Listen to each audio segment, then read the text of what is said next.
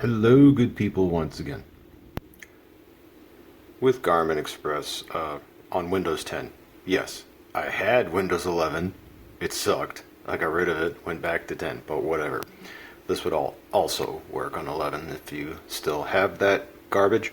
Anyway, so I have my DriveSmart 76 connected right now, and I just set this Windows 10 up actually, and I have to get the maps into BaseCamp because I already have BaseCamp installed, but it doesn't have the maps. Now, the way you do this through Garmin Express, a little weird because they changed it around a little bit.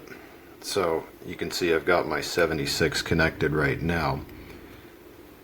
But whatever Garmin model you have, as long as it is one of those lifetime maps models, regardless of what it is, this is the same. Okay, so I go to manage maps, and usually you are on like this screen. So again, manage maps, and then go over here, computer, and there we go, install to computer, and it's going to install it down here. Now you should have BaseCamp installed first before you do this, and don't have BaseCamp running when you do this, and then you just install the computer. And now it's going to take forever and a day to download the whole thing, but it will do it, and then it will show up.